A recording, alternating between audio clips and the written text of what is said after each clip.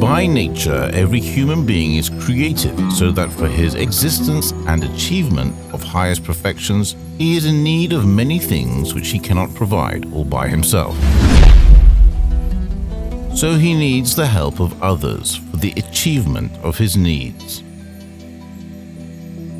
Therefore, man cannot attain perfection, which is his reason of being by nature, unless many societies of people come together to help each other and supply the other with some particular need of his in order to preserve himself. That is to say, perfection is only possible by cooperation. Opinions of the inhabitants of a virtuous city.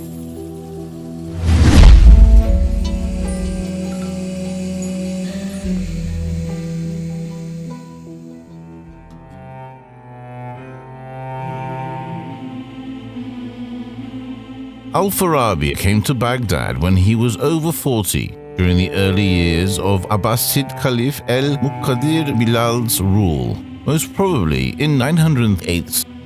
When Al-Farabi arrived Baghdad, although the city was slowly losing the glamour it got during the era of Harun al-Rashid and his sons Al-Amin and Al-Mamun, it still was the world center of culture, art and thought. When Al-Farabi visited Baghdad, which was founded by the Abbasid Caliph Abu Ja'far al-Mansur and was called City of Justice and City of Peace, it was the most famous city of its time. The first phase of the city, the construction of which is believed to have started in 755, was completed in 766. The city was planned as a round city, providing equal distance to all of its outer perimeters and allowing easy control. Deep trenches encircling the city connected it to the river of Tigris.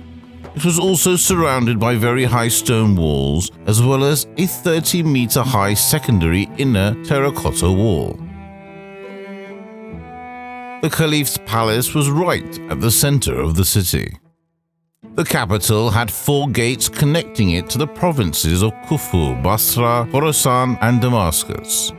Musafa, which housed the army headquarters, was connected to the city through a bridge.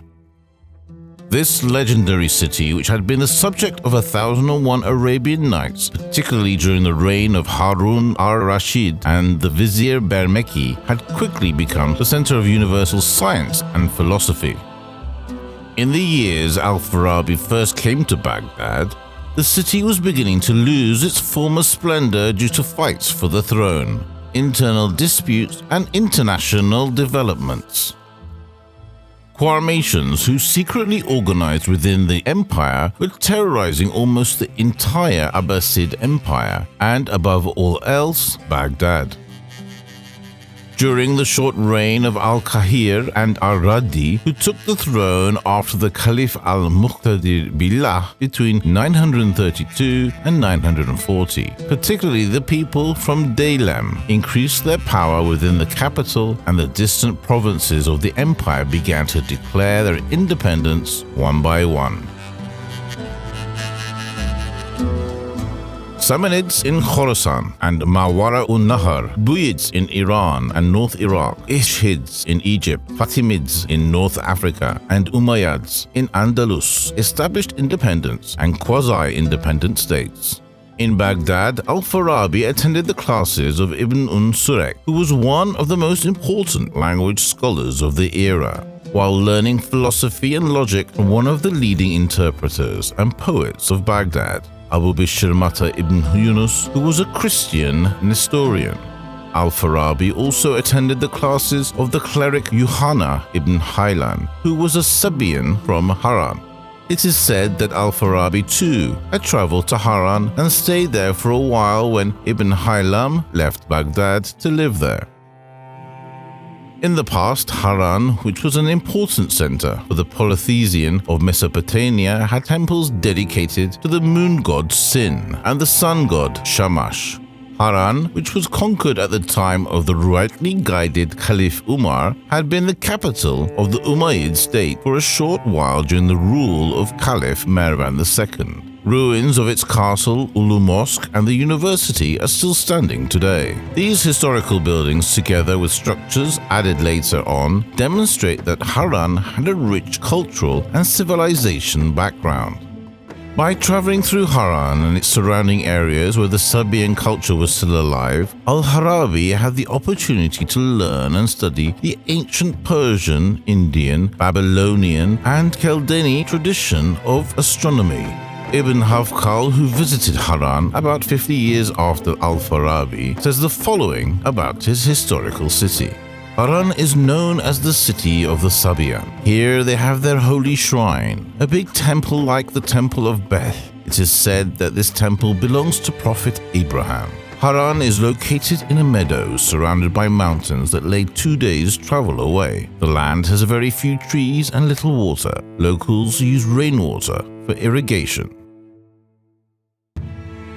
The famous Byzantine emperor Justinian I, who had the Hagia Sophia built, shut down the philosophy schools of Athens in 529 and banned the learning of philosophy within the borders of Byzantium. In response, leading philosophers of the era such as Damascus, Simplicius, Chrysian of Lydia, Hermias, Diogenes, and Isidora of Gaza had to leave Byzantium and took refuge in neighboring Iran. Receiving them with open arms, Iran allowed them to establish an independent colony in Jundasapur near Baghdad.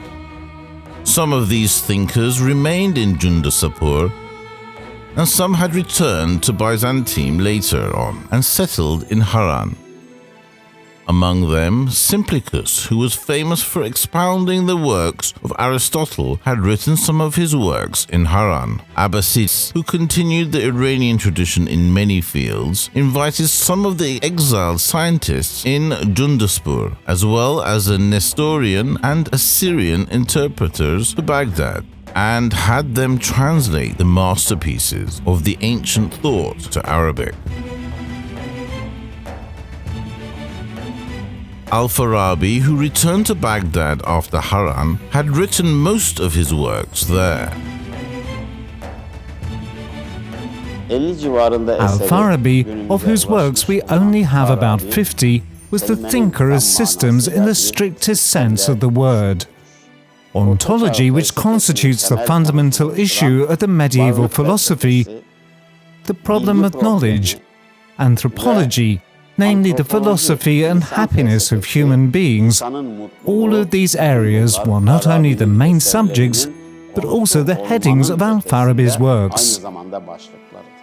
In his book called Ilsa al-Ulum, The Enumeration of the Sciences, he went beyond the common classifications of the ancient world, trivium and quadrivium, and made a brand new classification of sciences which would be very influential in the medieval Europe.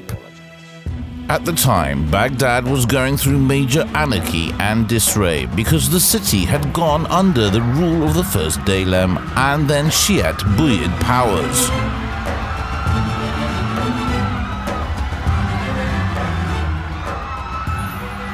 Uncomfortable with this disturbance, Al-Farabi accepted the invitation of the emir of the Syrian Hamdanid dynasty Seyfuddevle, whom he had probably met in Haran, and went to Aleppo. Seyfuddevle of the Hamdanid family, who founded an emirate in the region covering Diyarbakir, Mardin, and Meyafarakin, namely today's Silvan, Urfa, and Aleppo, was known for its fights against the Byzantine. He had also took the side of Abbasid caliphs against the Karmatian, Buyid, Ishid, and Fatimid.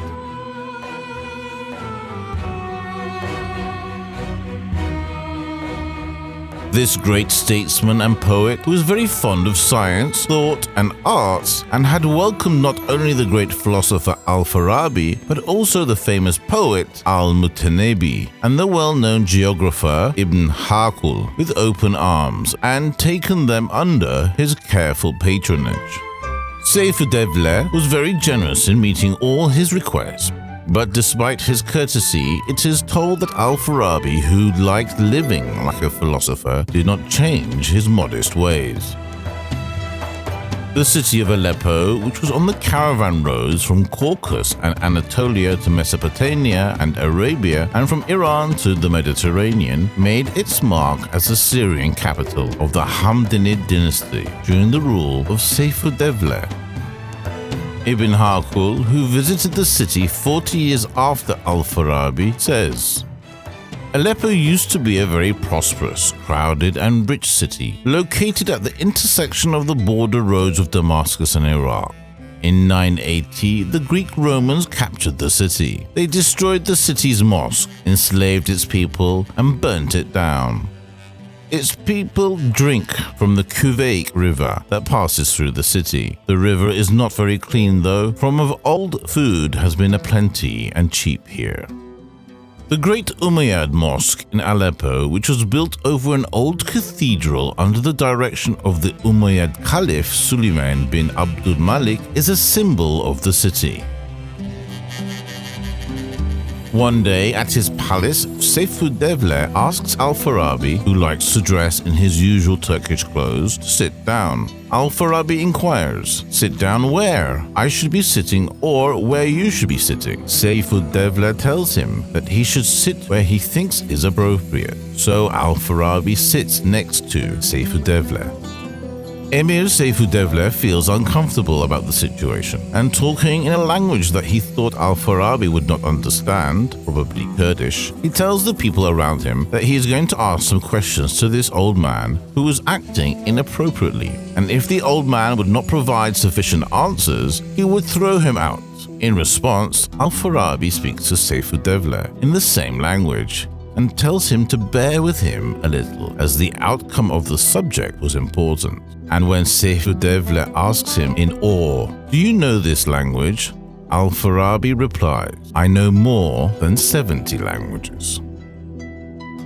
Then scholars of Aleppo who were at the palace start showering Al-Farabi with questions on religion, science, philosophy, and civilization.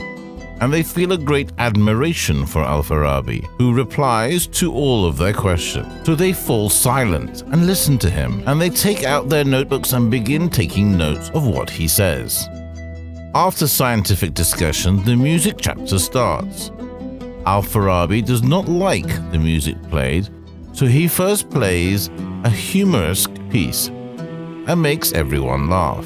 Then he plays a melancholic piece and makes everyone cry. Finally, he plays a slow piece and makes everyone sleep. When they are all at sleep, he leaves the palace. We cannot know how accurate a character profiling these legends about him do, but some of them are particularly noteworthy since they emphasize the scholar's deep knowledge of philosophy and music. The works he composed, especially his text, the Kitab al-Musik al-Kabir, is a very important book on music, which compiled the era's contemporary knowledge of music in one folder, and not only lit the way for the musicians of the time, but also for those to this day. And in this, we observe that Al-Farabi's musical theories are completely civilization-centric. That is to say, they are musical theories which have been developed based on the Arab Islamic world. Although Ibn Halikan asserts that the scholar who explains the effects of the musical modes on the human soul in his great book of music, Kitab al-Musik al-Kabir, invented Qanun, one of the most prominent instruments of the Oriental music, it is known that Al-Farabi had invented the lute, or oud, not the Qanun. Al-Farabi's work, Al-Ihsa al-Ulum, was translated into Latin in the 18th century. We know that in those years, it was the musical part of the book that was particularly influential on European musicians. It is indeed possible to see the book's influence on the musicians of the time in Karl Bücher's text, work and rhythm. What Bücher displayed in his piece was to show the congruity of the human body to music. However, Al-Farabi had already expressed this very explicitly in the 10th century. It is suggested that the Arabic word oud was translated as lute in Western languages and that lavta in Turkish. Although it is claimed that Al-Farabi spoke 70 different languages, it is obviously an exaggerated claim. However, we know that in some of his works, the philosopher did indeed provide the Greek, Syriac, Persian, Sogdian versions of certain words and terms. This shows that in addition to his mother tongue Turkish, Al-Farabi was also very competent in Arabic and Persian and understood Greek, Syriac, and Sogdian languages. After staying at Aleppo for a while, Al-Farabi went to Damascus, most probably following the conquest of Damascus by Seyf-ud-Devle. The Faryāb River, the Fold, cuts through the city of Damascus, which is located in the Al-Huda oasis between the Mount Qasim at the eastern foothills of the anti-Lebanon mountains and the desert. The river that turns a desert into a fantastic green world empties into the Al-Utaiba marshes. It is said that Damascus, which is acknowledged as the oldest city in the world, was built around 4000 BC.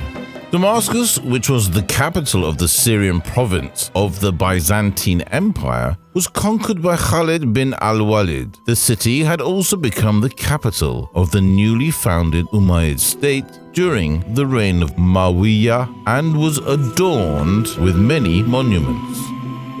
Ula Mosque, which was particularly known as the Umayyad Mosque, was planned as a prototype and a model for all Muslim cities. This site where the mosque was built on had been used as a shrine for 5,000 years. This site, which was first used as a pagan shrine about 3000 BC, was turned into a Roman temple during the rule of the Romans. And later on, during the Christian era, it was made a Christian church. After the conquest of Islam, for almost 70 years, the Muslims and the Christians used the shrine jointly. The ornaments on the outer and inner walls of the shrine tell us about its long adventure.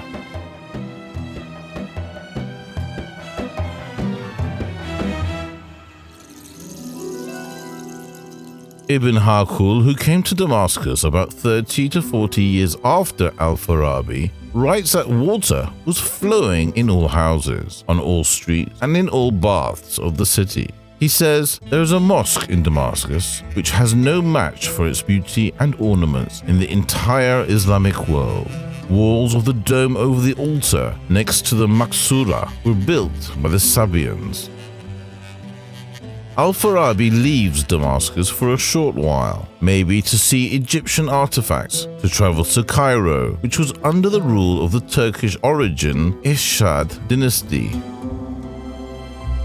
In Egypt, which was conquered during the time of Emir ibn As, the Muslims had founded today's Cairo near the city of Ain Shams, one of the important centers of ancient Egyptian civilization, as the house of the Temple of Sun.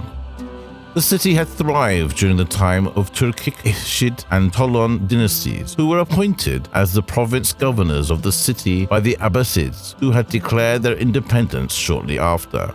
Particularly during the rule of Fatimids, Cairo had become a major metropolitan center. Still, Al-Farabi does not stay in Cairo for too long. He returns to Damascus. By this time, he was well on in his life. Al-Farabi dies in Damascus in the month of Rajab in the year 339 in the Hijra, which corresponds to December 950 in the Georgian calendar.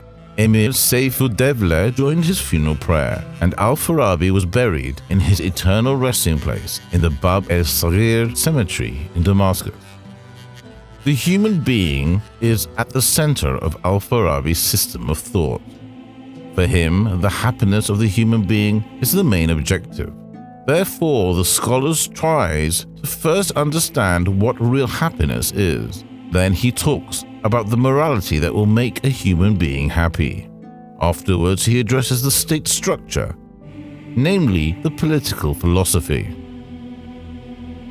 According to Al-Farabi, some people seek happiness in noun amenities, some in wealth and others in power. But in fact, the true and highest happiness is one that comes with knowledge and enlightenment. Just like Plato and Aristotle, Al-Farabi too believes that a person cannot attain happiness on his own. A human being cannot deliver all his needs by himself alone. Therefore, people have to live together. Namely, everybody must live together with division of labor. Some will make the bread, some will build houses, some will educate the children, and some will plow, while others do other chores. Everyone will deliver a service within the society by a mutual division of labor, and so they will live together. According to Al-Farabi, only people who make it a habit and skill to be virtuous and who lead a balanced life by refraining from inappropriate behaviors can truly be happy. And in his philosophy, a virtuous behavior means the justice in between extravagance and inadequacy, as noted by Aristotle as well. Virtuous life means an ideal society, whereas an ideal society means an ideal governance, and a sound and a well-functioning state structure consisting of virtuous individuals. Al-Farabi grew up on these lands. Then he visited the Muslim world and learned about the ancient Greek philosophy. He interpreted the works of Aristotle and made a name for himself in the whole world. He collected his own deep researches and received the title of the world's second master. First sciences he learned in his homeland surely have an effect in this success. He is a savant, a philosopher, and from this perspective, he can be regarded as a wise man and a Sufi. This is actually what he demonstrated in all stages of his life as well. He lived a life that was very much like a modest Sufi life. He knew about music, and he has been a man of harmony. He also reflected this harmony on all of his life and philosophy.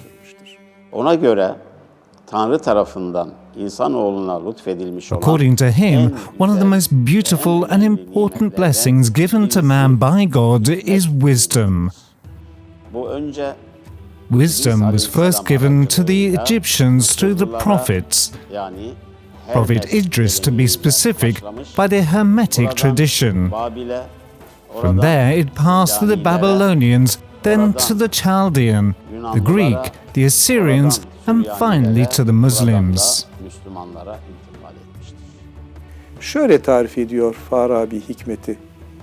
Al-Farabi describes wisdom as follows. Wisdom is the maturity of human self, namely the human soul and humanness, in a way that will allow him to exactly know the substance of things. This maturity is not about becoming something existential, but it is rather about something that one gravitates to.